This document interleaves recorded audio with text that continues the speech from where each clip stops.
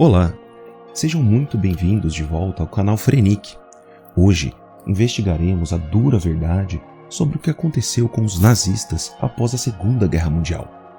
Após a vitória dos aliados nesse evento, a Alemanha foi dividida em zonas de ocupação entre os Estados Unidos, Reino Unido, França e União Soviética. Os aliados implementaram várias políticas sob plano geral de desnazificação.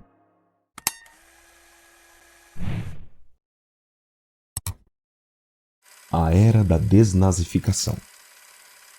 Desnazificação era um plano implementado para libertar a sociedade alemã e austríaca do poder e influência nazistas. A vida para os nazistas detidos não era a mesma, dependendo da área em que viviam. Os campos de internamento soviéticos tinham as condições mais precárias, o que incentivou muitos a tentarem se mudar para uma das zonas ocidentais sob a bandeira de sentimentos anticomunistas. Das áreas ocidentais, a Alemanha ocupada pela França foi a mais indulgente. Para eles, a Alemanha como um todo era responsável pela guerra, e eles tinham menos interesse em classificar entre nazistas e não nazistas. Nos 5 anos após a guerra, cerca de 400 mil alemães foram mantidos em campos de internamento enquanto aguardavam possíveis punições. Isso pode parecer muito a princípio, mas quando consideramos que até 45 milhões de alemães eram membros ou apoiadores do partido nazista na época, algo não faz sentido.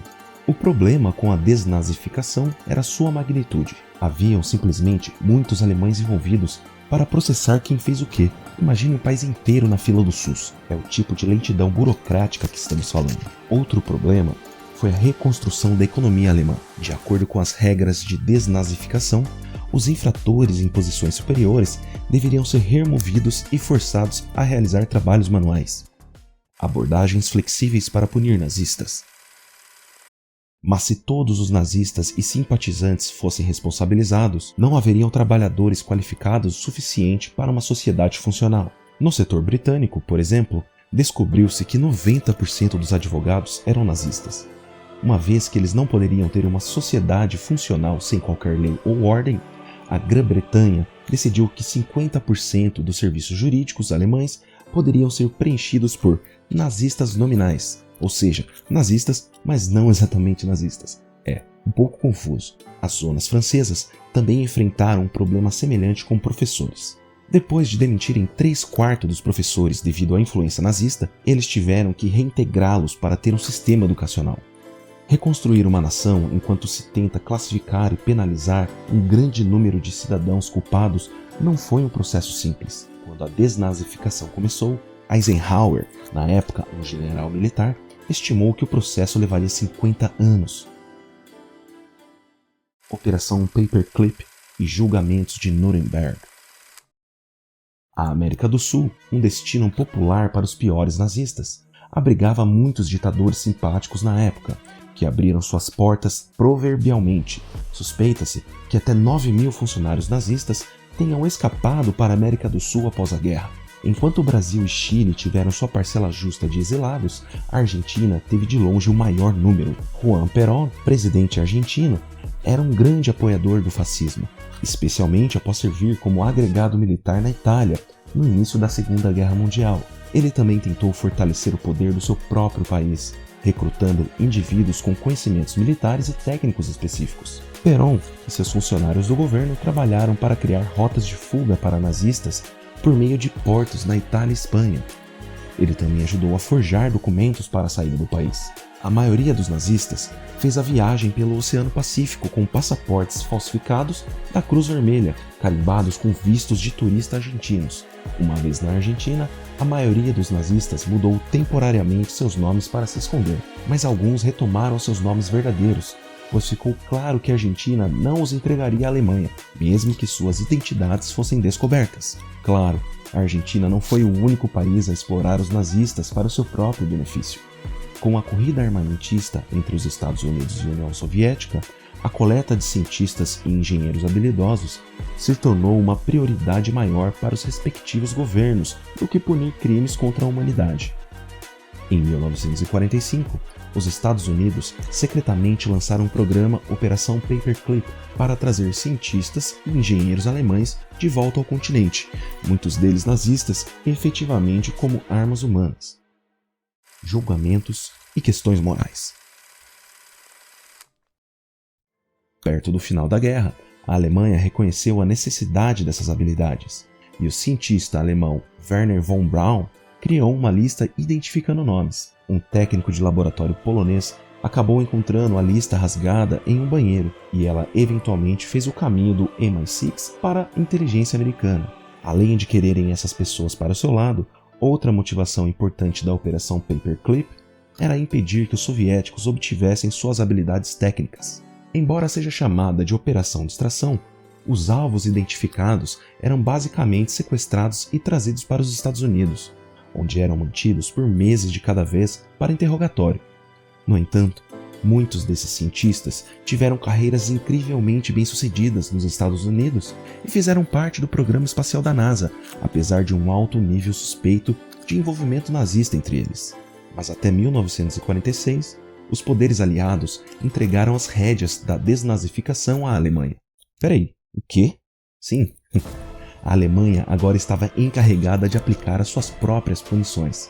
Para os infratores mais graves que não conseguiram escapar, os julgamentos de Nuremberg processaram os nazistas por crimes de guerra, crimes contra a humanidade e crimes de agressão. Esses julgamentos foram fundamentais para estabelecer o direito internacional, especialmente no que se diz a respeito à perseguição de crimes de guerra. Queremos ouvir a sua opinião. Estão gostando do nosso conteúdo?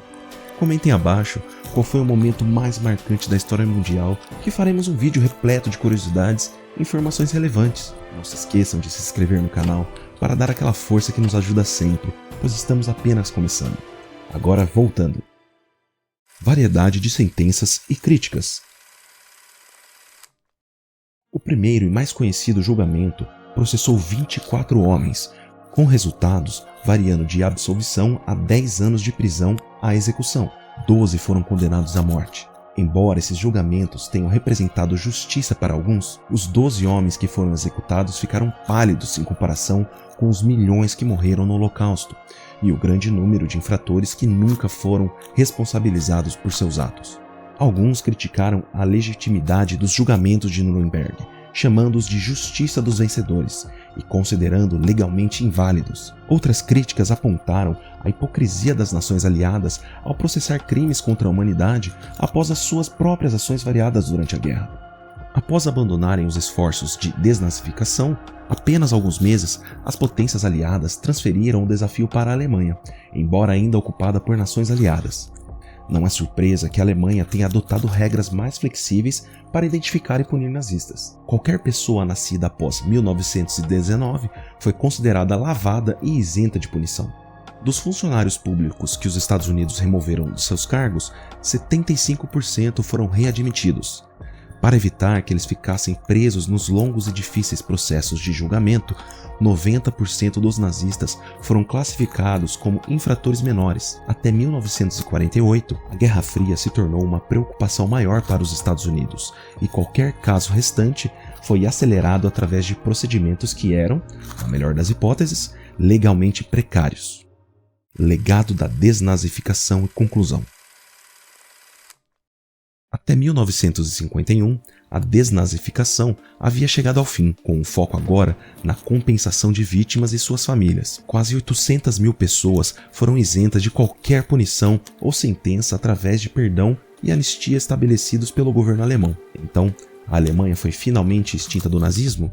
No Ministério da Justiça alemão na época, 77% dos altos funcionários eram do regime totalitário. Após a guerra, alguns dos nazistas mais notórios conseguiram escapar e fugir para a Alemanha.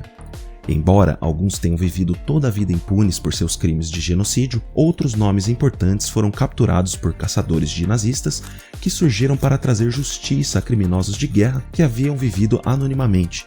Adolf Eichmann, o arquiteto por trás da solução final de Hitler e da rede de campos de concentração, fugiu para Buenos Aires, onde trabalhou em uma fábrica da Mercedes-Benz e viveu com sua esposa e 4 filhos. Somente em 1960, Eichmann foi capturado por agentes israelenses, drogado e extraditado para fora da Argentina, disfarçado como um trabalhador da companhia aérea israelense que sofreu um ferimento grave na cabeça. Apesar dos protestos por seu retorno da Argentina, Eichmann foi julgado e executado em Israel. No entanto, nem todos os caçadores de nazistas eram agentes governamentais. Simon Wiesenthal, um sobrevivente do Holocausto que se tornou um caçador de nazistas, localizou Franz Stengel em São Paulo. Stengel foi responsável pelo programa de morte por misericórdia Action T4, que matou pessoas com deficiências mentais e físicas. Após ser localizado por Wiesenthal, Stengel foi extraditado para a Alemanha Ocidental e condenado à prisão perpétua, até tão recentemente quanto 2019, nos Estados Unidos. Joachim Pali, com 95 anos de idade, foi deportado do país. Um historiador no Museu Memorial do Holocausto dos Estados Unidos descobriu que Pali havia servido como um guarda em um campo de trabalho forçado durante a guerra, em vez de trabalhar na fazenda de seu pai, como ele afirmou em 1949. Bom, infelizmente, é uma verdade triste que nem todos os nazistas foram responsabilizados por seus crimes. Caça aos nazistas acabou, já que a maioria das pessoas que viveram durante a Segunda Guerra Mundial já faleceram. E com isso, encerramos mais um capítulo do canal Frenic. Se você aprendeu algo novo, por favor, curta esse vídeo e deixe-nos saber nos comentários qual evento ou período histórico você gostaria que abordássemos da próxima vez. Agradecemos novamente pela sua presença aqui e nos vemos no próximo vídeo. Muito obrigado!